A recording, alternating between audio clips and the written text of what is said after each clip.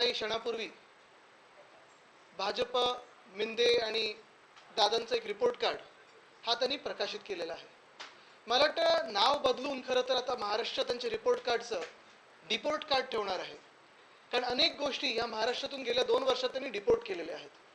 मग ते उद्योग असो, आणि आपल्याला पुन्हा पुन्हा आठवण करून देईन कारण ही जखम फार झालेली आहे.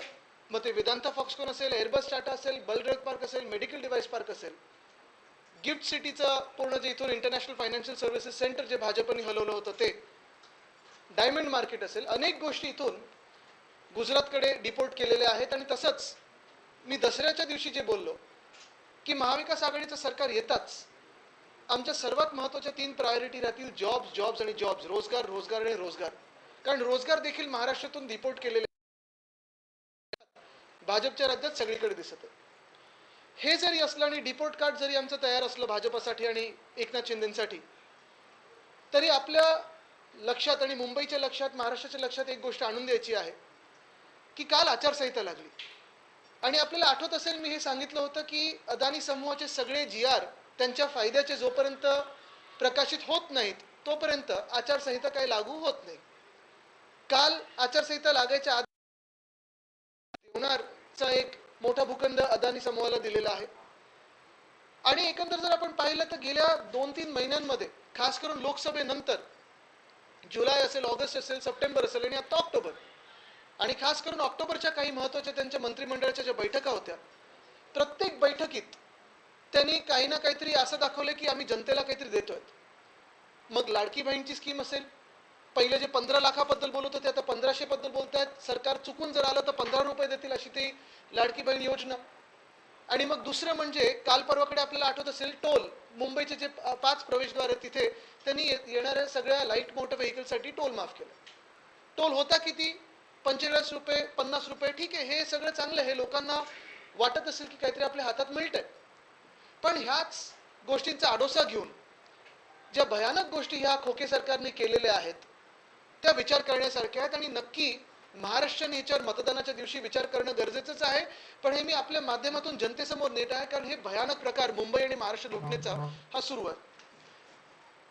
एकंदर जर आपण पाहिलं तर धारावी पुनर्विकास योजना जी आहे त्याच्याबद्दल आम्ही मित्रपक्ष सगळे आणि खास करून शिवसेना उद्धव बाळासाहेब ठाकरे हा पक्ष सतत बोलत आलो आहोत. मग धारावीत अनेक आम्ही मोर्चे घेतले आहेत, सभा घेतलेल्या आहेत, चौक सभा घेतलेल्या आहेत, बैठकी घेतल्या आहेत आणि मुंबईत देखील घेतलेल्या आहेत. आपल्या माध्यमातून अनेक भयंकर गोष्टी धारावी पुनर्विकास योजनेबद्दल येतच असतात. पण एकंदर जर आपण आज जर विचार केला आत्ताच्या घडीला आपण कुठे आहोत, कारण हे काय कॅबिनेटमध्ये तुम्हाला वाटतं की तुम्हाला काहीतरी दिलंय, पण तुम्हाला 50 रुपयाची सूट दिली असेल, पण 50,000 कोटी चा फायदा हा अदानी समूहाला त्याच वेळी दिलेला होता. आता तुम्ही बघा, धारावी एकंदर जर पाहायला गेलं तर 300 एकर मध्ये धारावीचे झोपडपट्टी आहे आणि ज्या काही मायक्रो इंडस्ट्रीज आहेत ते आहे. ते 300 एकर रिडेव्हलप करायला पूर्ण जो भूखंड धारावीमध्ये घेतला गेला आहे, मग टाटा पॉवर रिसिव्हिंग स्टेशन असेल, माहीम नेचर पार्क असेल, रेल्वेची जमीन असेल, एकत्र करून तो आहे 540 एकर. त्याच सोबत जेव्हा टेंडर झालं, सगळं काही झालं, एका अदानी समूहाला ते टेंडर मिळालं पुनर्विकासाचं, त्यानंतर ह्या सरकारने किंवा ह्या राजवटीने, एकनाथ शिंदेंनी काय काय त्यांना दिले ह्या मुंबईमध्ये, आणि ती फुकट. सवलती तर वेगळ्या, म्हणजे सवलतीमध्ये काय TDR 40% हे अदानी ठरवणार, मग FSI त्यांना जे ठरवायचं ते, स्टेअरकेस प्रीमियम माफ, हा प्रीमियम माफ, तो प्रीमियम माफ, हे तर दिलंच सगळ्या सवलती. पण जे मुंबईत भूखंड, तुमचे आमचे मुंबईची जमीन ही त्यांना फुकटात दिली आहे. ती अशी आहे, कुर्ल्यामध्ये 21 एकर, मुलुंड, भांडूप आणि कांजूरमार्ग जर एकत्र केलं तर 255 एकर, मडमध्ये 140 एकर, आणि परवाकडे जो दिलेला आहे भूखंड तो देवनारचा आहे, तो 124 एकर आहे. तसं पाहायला गेलं तर हे देखील 540 एकर होतं. म्हणजे 540 आणि 540 मुंबईत छोटे मोठे जर दिलेले प्लॉट अदानीला सोडले तर 1080 एकर फुकटात अदानी समूहाच्या घशात एकनाथ शिंदेनी टाकलेली आहे. हे कशासाठी होतं, हे कोणासाठी होतंय?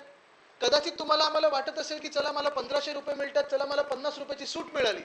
पण हे सगळं होत असताना जर तुम्ही 1080 एकर फुकटात मुंबईचे अदानी समूहाला देताय तर नक्की हे कुठे नेऊन ठेवता तुम्ही महाराष्ट्र, आणि कुठच्या दिशेला मुंबई नेत आहात? म्हणजे मुंबई तुम्ही गुजरातला जोडू शकत नाही एवढे वर्ष प्रयत्न करून, मुंबई तुम्ही जिंकू शकत नाहीत, मुंबईकराला तुम्ही विकत घेऊ शकत नाही, तर काय करायचं? जोर जबरदस्तीने दादागिरी करून मुंबईच्या जमिनी आहेत, मुंबईचे जे भूखंड आहेत, मुंबईच्या हक्काचे जे जल जंगल जमीन आहे ते देऊन टाकायचं अदानीला. कदाचित अरबी समुद्राचं नाव देखील अदानी समुद्र करून टाकतील हे पुढच्या सरकारमध्ये जर आलं तर, येत नाही. पण ह्याच्यात अजून एक गोष्ट महत्वाची आहे की देवनारचा जो भूखंड त्यांनी दिला 124 एकर, माहिती काढा आपण, राज्य सरकार आणि मुंबई महानगरपालिकेमध्ये अंतर्गत वाद आहे, तो कोर्टात पण गेला होता.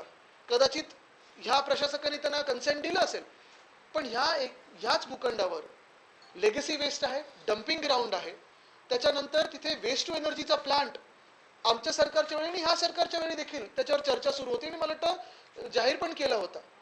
मग एकंदर वाद असताना, सबज्युडिस मॅटर असताना हे सगळं एवढी घाई करून तुम्ही अदानीच्या घशात का टाकताय? बरं, एवढं सगळं 540 आणि 540 एकर जर दिले तरी धारावीतल्या प्रत्येक व्यक्तीला घर मिळणार आहे का? तर तसं नाहीये.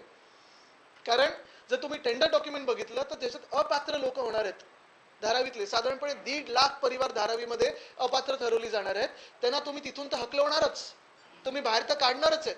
म्हणजे 1.5 लाख परिवारांना तुम्ही धारावीत घरं देणार नाहीत.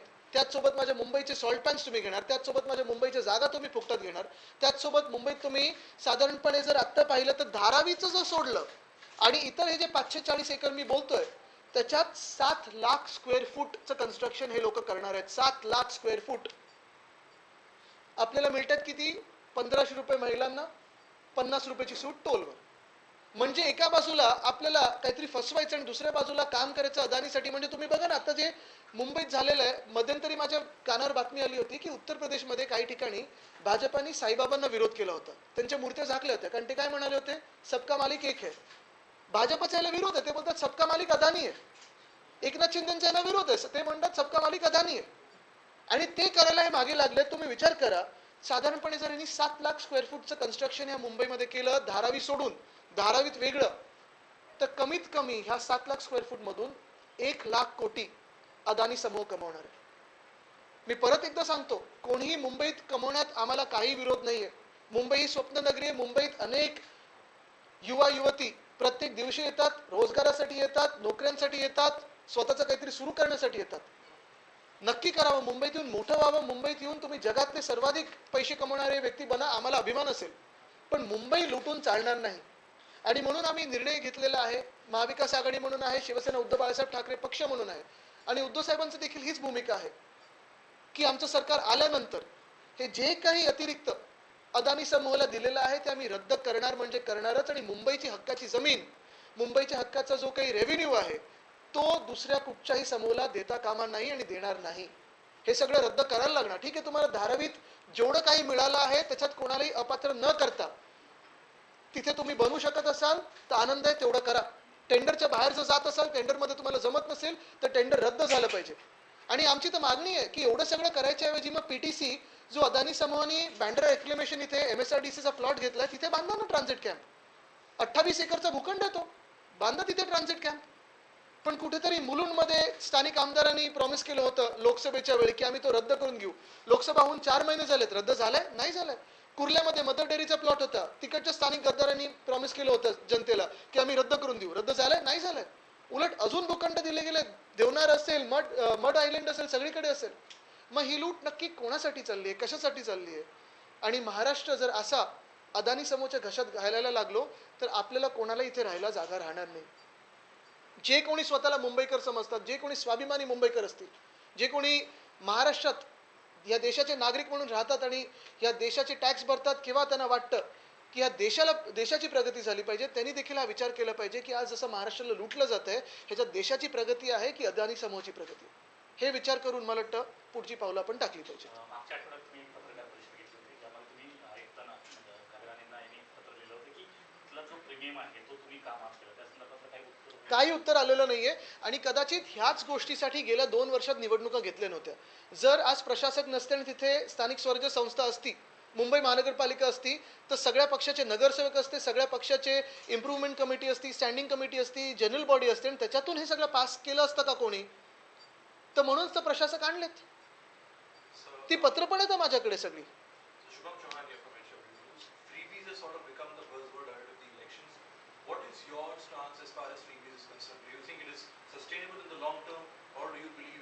If all the contracts given to Eknath Shinde's favorite contractors are cancelled, then a welfare state is 100% possible. I would classify it as a welfare state more than a freebie. What is a freebie? Everything of Mumbai that is being given free of cost to Adani is a freebie. तुम्ही आता ज्यांचा उल्लेख केला की आपण आमचं सरकार आल्यानंतर आम्ही या सगळ्या जागा, या व्यतिरिक्त उद्धवजी त्या दिवशी भाषणामध्ये म्हणाले की ज्या ज्या गोष्टी चुकीच्या झाल्या त्या आम्ही रद्द करू. याच मुद्द्यावर आता युतीची जी प्रेस कॉन्फरन्स झाली त्याच्यामध्ये त्यांनी म्हटलं की हे लोक लाडकी बहीण योजना सुद्धा बंद करतील जर यांचं सरकार आलं. आमचं नाव भाजप नाहीये. आम्ही सांगितलेलं आहे की लाडकी बहीण आम्ही वाढीव देऊ आणि सुरक्षित बहीण देखील आणू. ह्याच भाजपनी स्वतःचे जे काही बलात्कारी लोक आहेत, अनेक लोक ज्यांनी महिलांवर अत्याचार केले, मग ते आपटे ते शाळेचे संस्थाचालक असतील किंवा अनेक लोक असतील, त्यांना वाचवण्यासाठी शक्ती कायदा आमच्या महाराष्ट्रात येऊ दिला नाही. पाठवलाय राष्ट्रपती महोदयांकडे, 4 वर्षापासून प्रलंबित आहे. आणि हे सगळं जे भाजपला 1,500 रुपये असेल किंवा 50 रुपयाचं टोल असेल ते आत्ता गेल्या 2-4 महिन्यांमध्ये आठवलं नाही, तर गेल्या 1 महिन्यात आठवलेलं आहे. आदित्यजी, तुम्ही जे आता म्हणता आहात याच्यावरच एक मुद्दा देवेंद्र फडणवीस यांनी सुद्धा उपस्थित केला की एकीकडे तुम्ही म्हणता की ही योजना फिजिबल नाही आहे किंवा कोण म्हणतंय? महाराष्ट्राची जी तिजोरी आहे ती रिकामी करून टाकलेली आहे. मग दुसरीकडे तुम्ही तुमच्या जे जाहीरनामा आहे त्याच्यामध्ये वाढीव पैसे देणार ते कुठून आणणार? मला वाटतं फडणवीस साहेबांनी आधी देखील अशा खूप फसव्या गोष्टी सांगून झालेल्या आहेत. नाशिक दत्तक घेणार होते, अनेक गोष्टी अशा त्यांनी सांगितल्या होत्या. वेदांता फॉक्सकॉनपेक्षा मोठं काहीतरी येणार होतं. मला वाटतं त्यांनी स्वतः जी काही गृह खात्यात गडबड करून ठेवली आहे त्याच्यावर फोकस करावं. आणि दुसरी गोष्ट म्हणजे सबका मालिक अदानी आहे, ही त्यांची जी भूमिका आहे ती जरी रद्द केली ती महाराष्ट्राच्या प्रत्येक जनतेला खूप काही मिळेल. ते असं म्हणतात की गुजरातचे ब्रँड अँबॅसेडर महाविकास आघाडीतले नेते आहेत, सगळ्यात जास्त गुंतवणूक महाराष्ट्र 1 नंबर. मी त्यांच्याबरोबर तुतुममे करायला इंटरेस्टेड नाही. असतील तर त्यांनी समोरासमोर यावं आणि तेही मुख्यमंत्र्यांनी यावं. पण महत्त्वाची गोष्ट एकच आहे की आज जे काही मी बोलत आहे हे खरं आहे की नाही, हे सरकारी GR मध्ये आहे की नाही, आणि हे त्यांनी खोडून का नाही काढलं जर मी खोटं बोलत असेल तर. जो प्रीमियमचा विषय काढला होता, एका तरी मंत्र्यांनी किंवा नगरविकास मंत्र्यांमध्ये हिंमतही येऊन समोर बोलायला की आम्ही खोटं बोलतोय. खोडून काढावं मी जे काही बोलतो ते. पत्रकार परिषदेमध्ये मुख्यमंत्र्यांनी देखील वारंवार एक मुद्दा उपस्थित केला की मागचं सरकार हे स्थगिती सरकार होतं. मेट्रो असू दे, ज्या सरकारबद्दल ते बोलतात निर्लज्जपणे, त्याच्यात ते 2.5 वर्ष मंत्री होते, नगरविकास खातं होतं.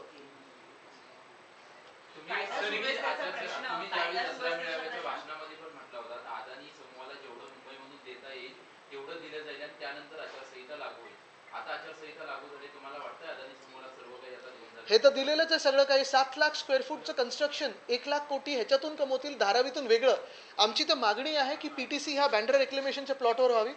आणि दुसरी मागणी हीच आहे की मुंबईत आपण पाहतो सरकारी कर्मचारी असतील, पोलीस कर्मचारी असतील, जे रिटायर्ड आहेत, ज्यांना घरं पाहिजेत, त्यांना स्थानिक तिकडे आहेत तिथे मिळावे. तिथे नसेल तर धारावीत त्यांनी बांधून द्यावी.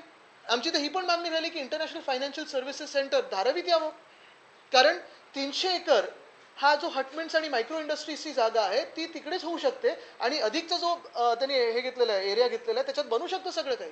सर्व काही देऊन झाले असं वाटतंय का? सगळं काही देऊन झालेलं आहे. जेव्हा आचारसंहिता उठेल तेव्हा आमचं सरकार बनलेलं असेल आणि आम्ही सगळं काही रद्द करू. धारावी पुनर्विकास एक संदर्भात मिनिट, एक करतो. धारावी पुनर्विकास संदर्भात वारंवार तुम्ही पत्रकार परिषद घेऊन पुरावे सादर केलेले आहेत.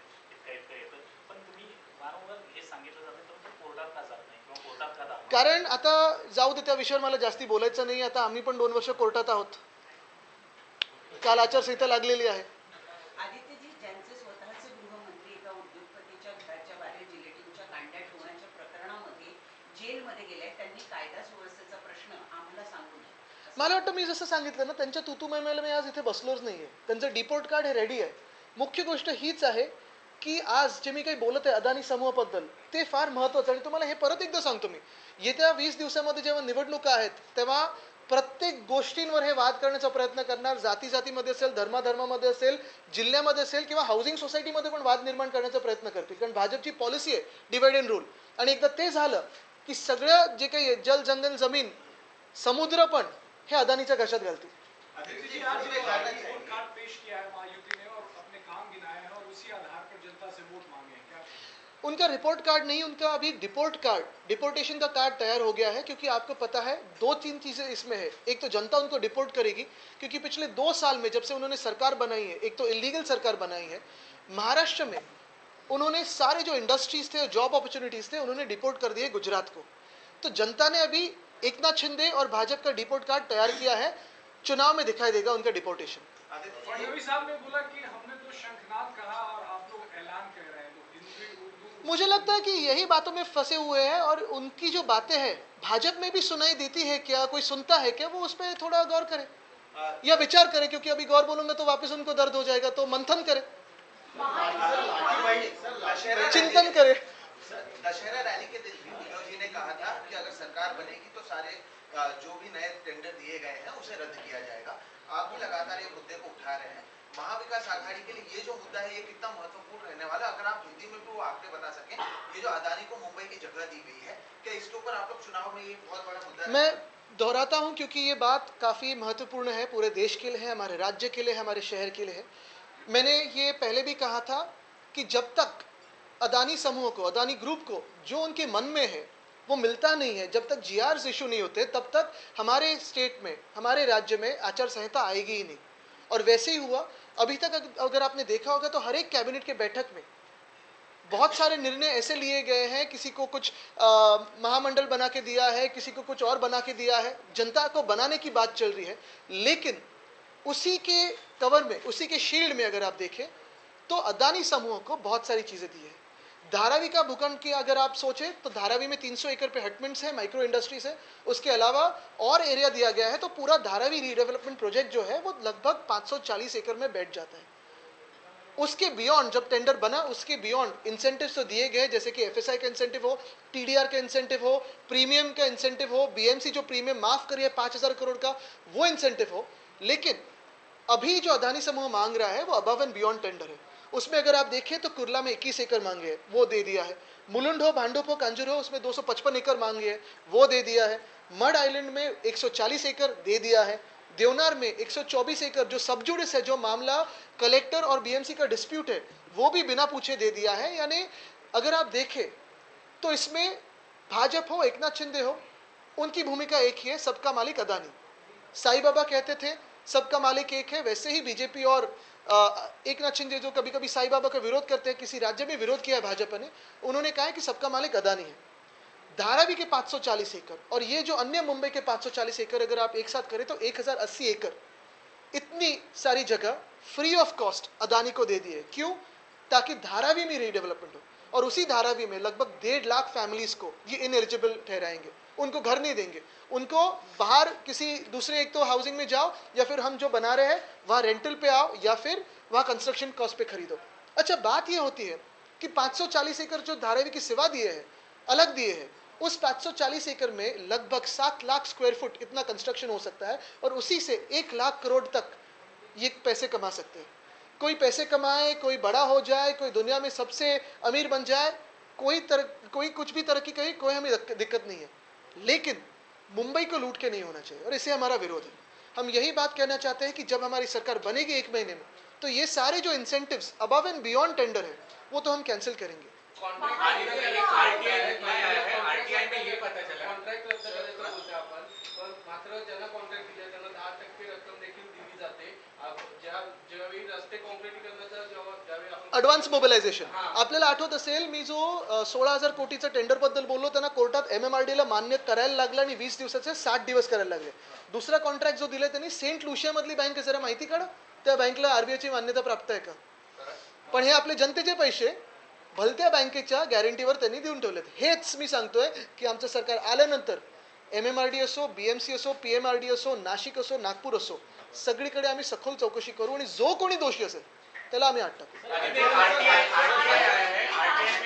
आपकी सरकार थी तब कई ऐसे प्रोजेक्ट जिसको आपकी तरफ से मंजूरी नहीं मिली थी, जिसके बाद हमने सारी चीजों को गुजरात शिफ्ट किया है, और उनका ये भी कहना है कि यहाँ पर मुंबई में जितना भी विकास हुआ है वो हमारी सरकार ने किया है, विकास की आघाड़ी सरकार से लूटने का काम किया है। तो इस सरकार को भी हमारी मान्यता नहीं है, तो क्या ये सरकार भी गुजरात शिफ्ट कर देंगे ये लोग?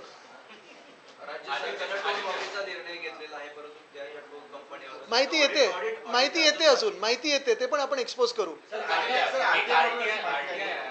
ये पता चला है कि लाड़की बहन योजना के लिए महाराष्ट्र सरकार ने 200 करोड़ से ज्यादा का खर्चा किया है। इसको पब्लिसिटी और बिल्कुल, अगर यही पैसा बचाते और लाड़की बहन को देते तो बढ़त तो उसमें हो जाती थी।